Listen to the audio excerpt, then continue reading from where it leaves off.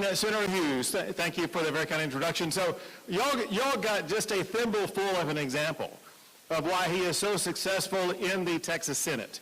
Because he will literally get up as he's trying to advance a bill. It could be the heartbeat bill. It could be election integrity. It could be countless of the other meaningful pieces of legislation that he carried. And he will get up on the Senate floor and he will start preaching, and he will not stop preaching until people start voting for his bill. And so just by a mere persistence and perseverance, but also persuasiveness, he's able to quite candidly be one of the, if not the, substantive leader of the great body of the Texas Senate. Give it up for your very own Senator Brian Hughes.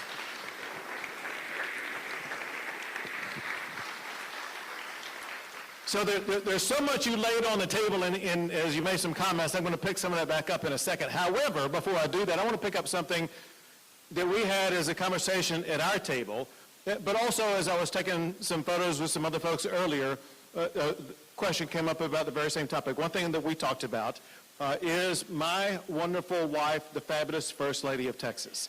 And but here's the thing that is so special about yesterday. Yesterday is Valentine's Day, as everybody knows. Hopefully you guys did a good job on it, succeeded.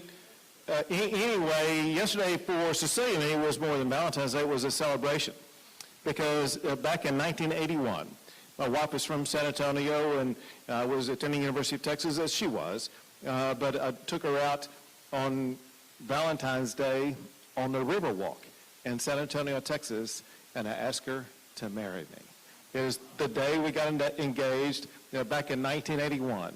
And yes, if you're calculating, she was 6 years old at the time that we got engaged. But so we celebrated our anniversary of our engagement yesterday on Valentine's Day. Well, Senator Hughes, one thing you talked about is one of the records that I hold that will never be surpassed. And that is, I sued the Obama administration more than anybody ever sued the Obama administration. But candidly led to a very interesting encounter that I had, because I already had the record set for suing the Obama administration more than anybody else on the day that I was elected to be governor of Texas. But you know, you're elected in early November, and you still have 2 more months in office before you change offices. And so I needed to continue my job as Attorney General, and in doing so, I added another lawsuit against Barack Obama and the Obama administration for them illegally rewriting the immigration laws of the United States. If you pull out your Constitution, you'll see in the Constitution it says it's Congress, not the president, but Congress that has the power to write the immigration laws. And because Obama rewrote the laws, I sued him. And back then, we were talking earlier, back then, Republicans could go on more than just Fox.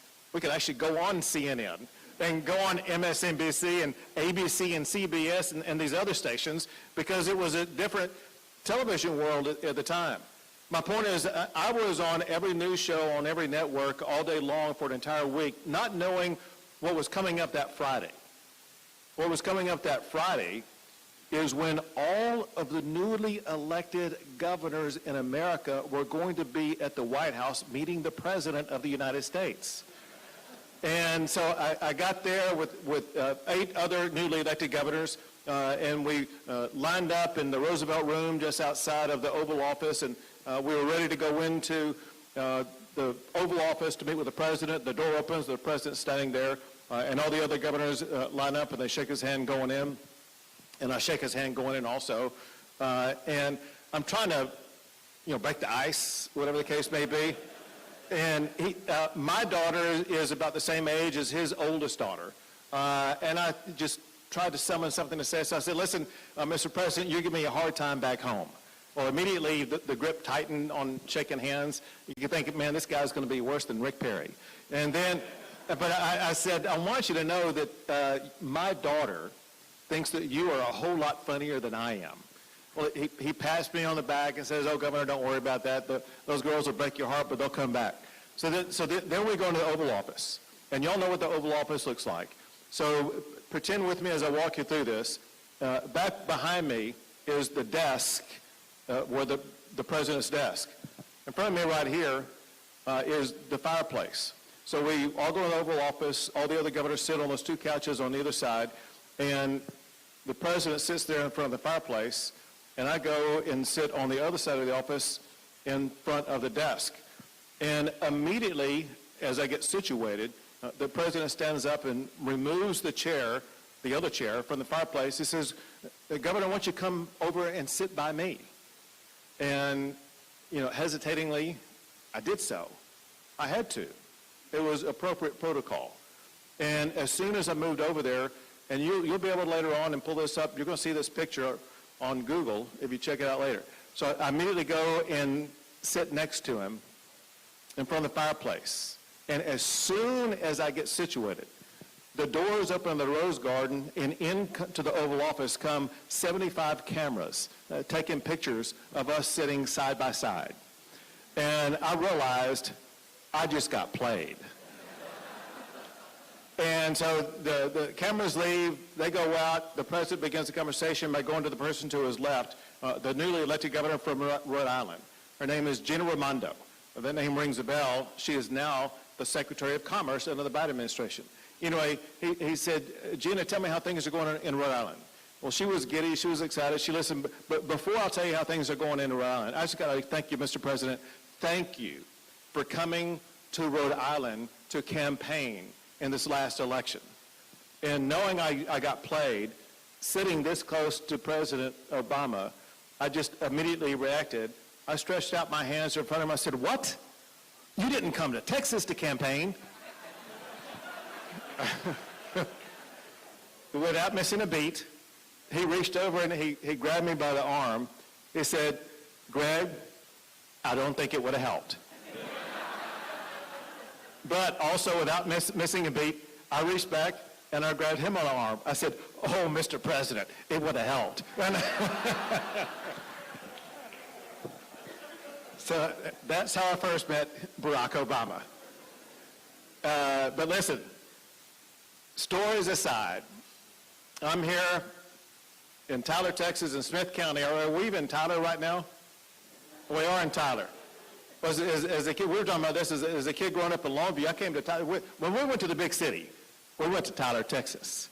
And I have been to countless locations in Tyler, Texas, including the most beautiful rose gardens that exist in the United States of America. My daughter was in that Rose Parade, and whether it be for Republican events or non-Republican events, where it be, I've been to the universities, whether it be the junior college or University of Texas at Tyler, whatever the case may be. I've seen so many parts of Tyler. I had never seen this beautiful part of Tyler. This is wonderful. Great job for a fabulous event tonight. But it's more than a fabulous event. Tonight is a prelude to the elections that are taking place in just 2 weeks. And we need to all come to grips with a couple of things. Most importantly, I'm here to emphasize one point, and that is Republicans are going to win in 2022 across the entire state of Texas.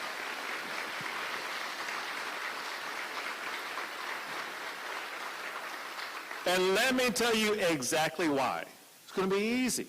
We're going to show voters the contrast between the values that Republicans stand for versus the values that Democrats stand for, and candidly, it's never been easier. When I was a kid growing up in Longview, Democrats were then Democrats. But over time, their stripes have changed, and they became liberals, and then they became progressives. And now they are who they tell you they are. They are socialists. If you look at the values they stand for, you look at the positions they take, these are pure socialistic visions. And let me tell you something. If you look how grand and great the state of Texas is, we are not going to let a bunch of radical leftist socialists take over and destroy our state.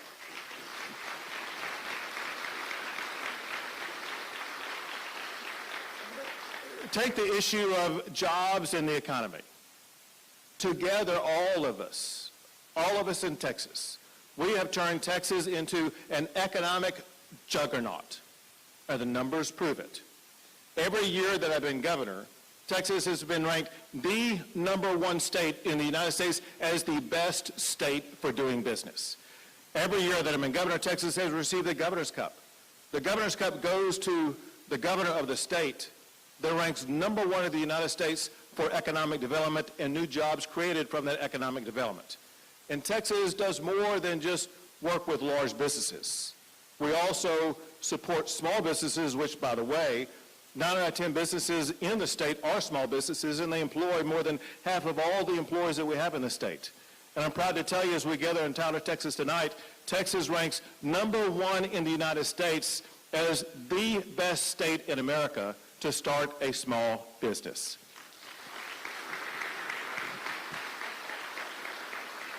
So all of these numbers add up to some terrific results.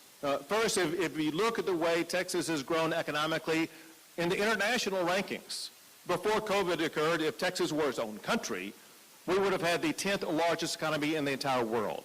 But since that time, the Texas economy, our GDP, has now grown and exceeded $2 trillion a year, and our international ranking also has grown.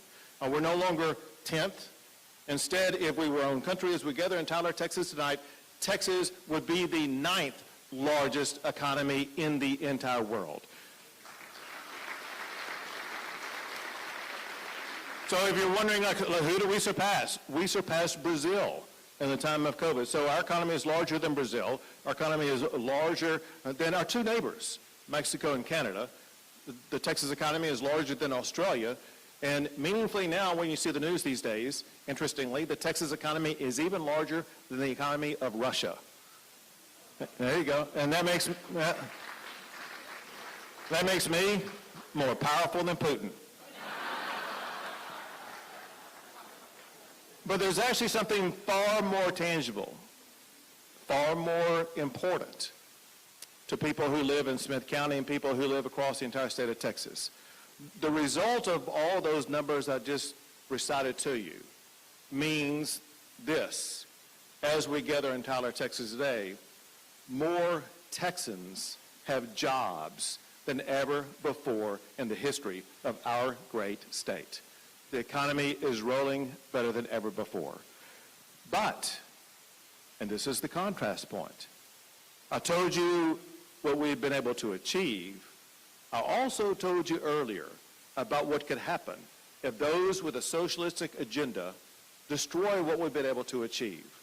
Take, for example, something that Ocasio-Cortez was in San Antonio, Texas, talking about this past Saturday, and something that Beto O'Rourke has been talking about for years now, and that is the Green New Deal.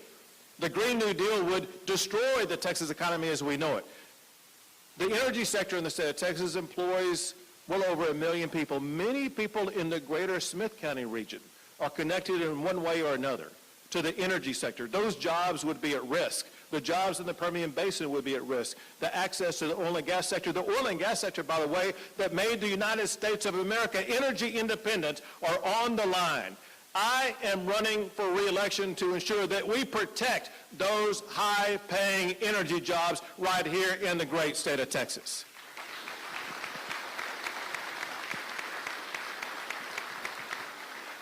There's another way in which this radical leftist agenda is trying to change our state, and that is through the education system. There are some things that go on in this world that we see take place in California and New York and think, well, it's going to be confined to those areas and not seep into the Lone Star State. The fact of the matter is some of these things are seeping into our state.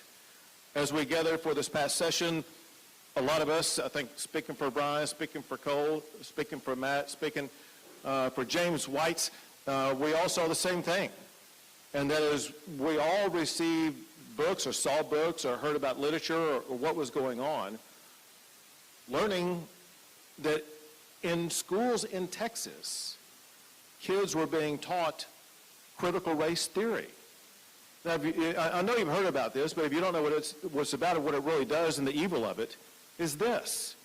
What critical race theory does, there are two evils of it. It tries to rewrite the history of the greatest country in the history of the world and redesign its future. But also it divides people on the basis of race and then pits those people against each other on the basis of race. And that obviously is contrary to the fundamental precepts of the U.S. Constitution and the values upon which this country were created. But in addition to that, it's contrary to the teachings of Martin Luther King Jr. himself when he said that we are not to be judged by the color of our skin, but by the content of our character. That is why we're supposed to be judged. And these legislators, they did a great job, and during the regular session, they passed a ban on the teaching or use of critical race theory in our schools in some subjects. I think it was 2 or 3 subjects, social studies and government, maybe another subject, and in a few grades. And I signed it saying this is a good start to addressing critical race theory. But I wanted them to go further. I put it on the special session because I wanted them back. And I wanted them to pass a ban on the teaching of critical race theory in all subjects, in all grades, in all public schools in Texas, and that's exactly what they did. And Texas now has the strongest ban on the teaching or use of critical race theory in public schools than any state in the United States of America.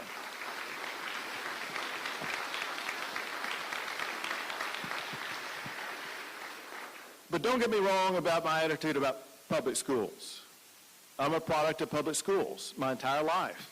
Here in the great state of Texas, my elementary school teaching was in Longview, Texas. And I revere the teachers that I've had in public schools. You guys, I'm looking at the members of the legislature need to know this, and that is, there is no governor in the history of Texas who provided more funding for public schools than I have. All that said, we need to come to grips with this reality. At the end of the day, there is no government program that can replace the role that parents play in the education of our children.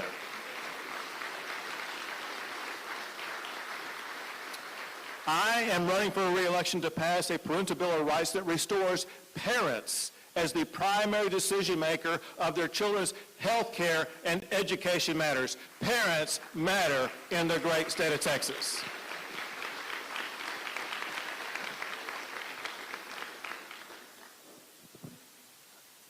The most dangerous policies that these radical leftists have, and they are socialistic policies, is this idiotic idea that somehow communities can be made safer by defunding the police. I mean, you've seen what's going on in California and San Francisco, all the smash and grab operations out there. You saw what happened in Portland and Seattle. And look at the legacy of Chicago and New York.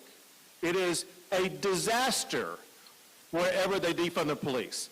I'm looking at this table right now with your police chief and your sheriff. Let me tell you something. In Texas, we don't defund police. We support our law enforcement officers in the great state of Texas.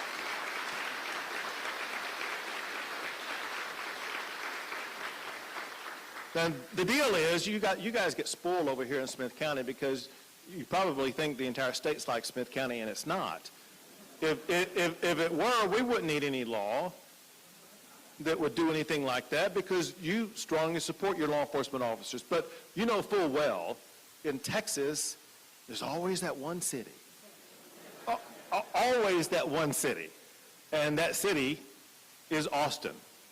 Austin defunded their police by more than $100 million.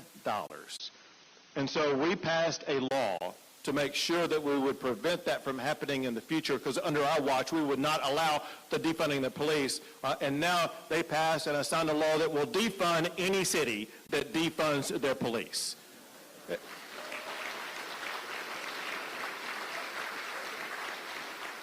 And candidly, Brian, I'll tell you this, the most fun I had this past year was, as our legislators know, after the governor signs a bill, it takes a couple of months for it to become law.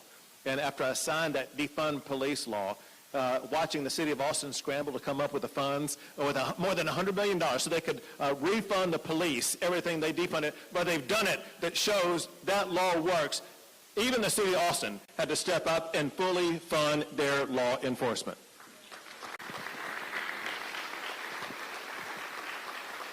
But listen, as crazy and misguided as defunding the police is, there is another thing that the Biden administration has done and that Beto stands for that's even more reckless, and that is this reckless open border policy that the Biden administration has imposed upon us. And it did not have to be that way, because the Biden administration inherited the safest, most secure border that's existed in my adult lifetime. If you look at what President Trump had been able to achieve, it led to the fewest number of illegal border crossings in decades. And it all resulted from four things. One is the Remain in Mexico policy. Another is the Title 42 policy. Another is the ending of catch and release. And the fourth is to build the wall, as he promised that he would. Well, Biden not only did more than just eliminate all of those, he also sent a message to the entire world. It doesn't matter what country you are from, you can come into the United States illegally if you just crossed our southern border. And they've come. When an invitation like that exists, we've had people from more than 150 different countries cross our border under the Biden administration, including countries that are sponsored by terrorists. The President of the United States has a responsibility of national security to keep us all safe from international security threats. And yet he opens the border and has people come across from terrorist-sponsored nations who are apprehended by Border Patrol or by Texas law enforcement. No telling how many people like that were able to evade being captured. President Biden has failed the test of being president of the United States. When they fail, Texas steps up. And that's exactly what the members of the legislature did when they provided more than $3 billion of Texas taxpayer money for just the next 2 years, for Texas to be able to do what the federal government is supposed to be doing. And as we dine tonight in this lovely environment right here in Tyler, Texas, there are 10,000 National Guard on the watch on the border who deserve your support for standing guard, watching to keep Texas safe.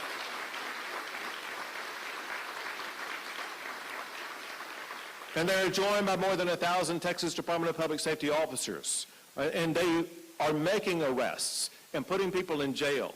To achieve that, we had to clear out 2 prisons, convert them into jails, so we now are housing people coming across the border illegally, arresting them, and putting them in jail. As opposed to Biden's catch and release, we arrest and jail people coming across the border. That's in addition to us stepping up and addressing the horrific crime of human trafficking. They passed 15 laws that I signed that crack down on human trafficking. They passed laws to make it easier for district attorneys to be able to prosecute smuggling. And we even passed a law that elevated to a felony the crime of either manufacturing or distributing fentanyl in the state of Texas. Earlier today, I was in Tarrant County with the Tarrant County Sheriff, you know him, as well as the Fort Worth Police Chief. And we had with us 3 family members who lost a family member to fentanyl. If you don't know what fentanyl is, you've got to know what I'm about to tell you. 2 milligrams of fentanyl is a deadly dose. 2 little pieces that are smaller than a grain of salt will kill you. And what Texas law enforcement itself alone has done over the course of the past year, they have seized enough fentanyl coming across our border to kill every man, woman, and child in Texas, California, New York, Illinois, and Florida combined. This is extraordinarily dangerous. Over this past year, we know for a fact more than 1,000 Texans have lost their lives to fentanyl. And we are working to stop it at every turn. But think how often you've heard Biden talk about fentanyl and the dangers of it. I think the number is exactly 0. He's never addressed it.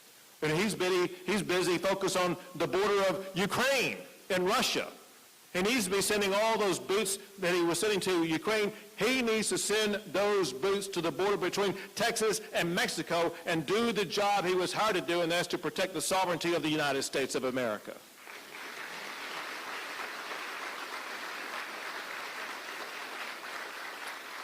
Because he is not doing it is exactly why they have also appropriated the funds for Texas to now build its own border wall to secure our great state. The good news is we are able to do it even faster and at a lower cost than President Trump was, and let me explain why. The fence is exactly the same. The border fence, wall, whatever you want to call it, it's 30 feet high, so it's about as high as this ceiling. And it's made out of these massive metal panels. And they go about putting several panels up each and every day. The reason why we're able to do it faster and cheaper is because for Trump to be able to do it, he had to use eminent domain to take the property of people on whose property he was going to put the wall. We're not having to do that for two reasons. For one, part of the land on the border is owned by the state of Texas. And the state of Texas does not object to the border wall going up. The other is that in the past, property owners on the border, they did object to the Trump administration putting it up, but after seeing the Biden administration's border policies are decimating their farms, their ranches, their communities, and their neighborhoods, they are giving that land to us for free. They're getting a free wall, but we're not having to acquire the property the way the Trump administration did. And as a result, we're able to do it faster at a lower cost. And we will continue to build that wall and secure the border until we elect a new president who will step up and do the president's job of securing the United States of America.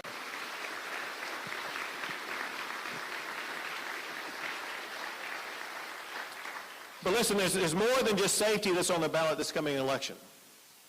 Freedom itself is on the ballot.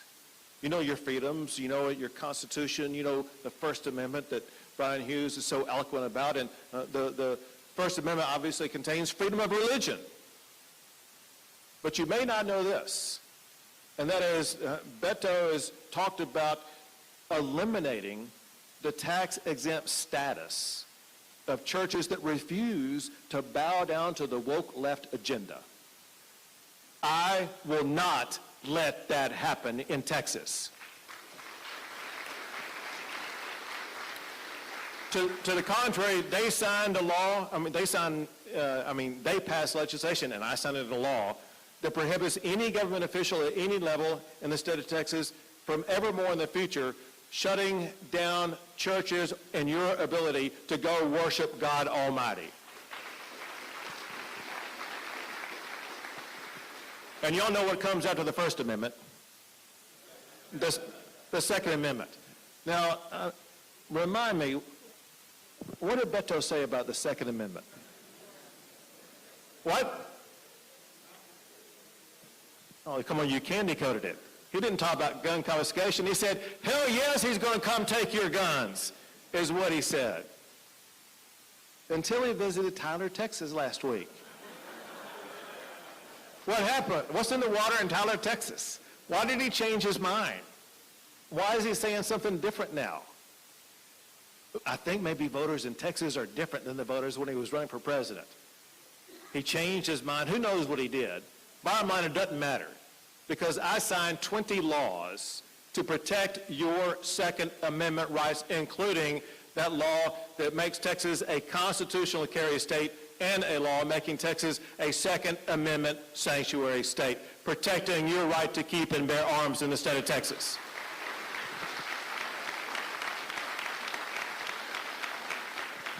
So let me just close by making this summation point. The people in this room are patriotic Americans. I can tell by the people in this room, you love the United States of America. You believe in America and know that it's the greatest country in the history of the entire world. Also know this, or at least I perceive it. There may be some people in this room who may even love Texas more than they do the United States of America. You don't have to show your hand right now.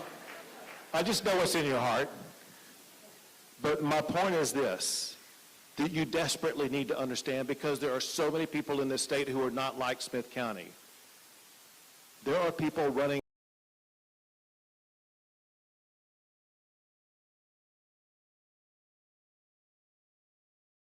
that America is so great, that Texas is so exceptional.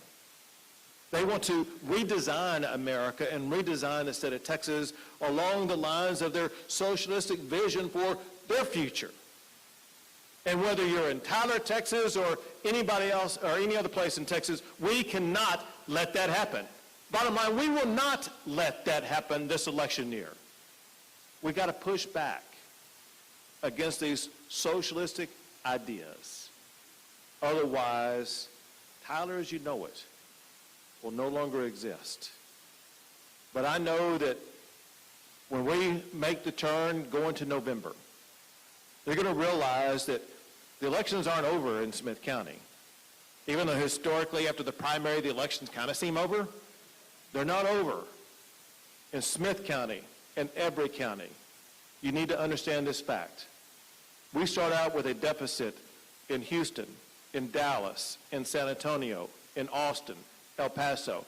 We're behind when the votes are counted in the 5 largest cities in the state of Texas.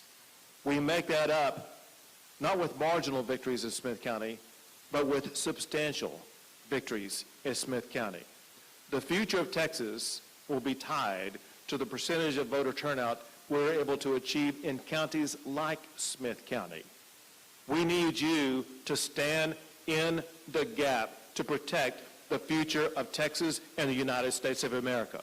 And when you do, if you gather everybody in your community and turn out their vote, you will have assured that we keep Texas the best state in the greatest nation in the history of the entire world. Thank you for what you do. God bless you all, and God bless the great state of Texas.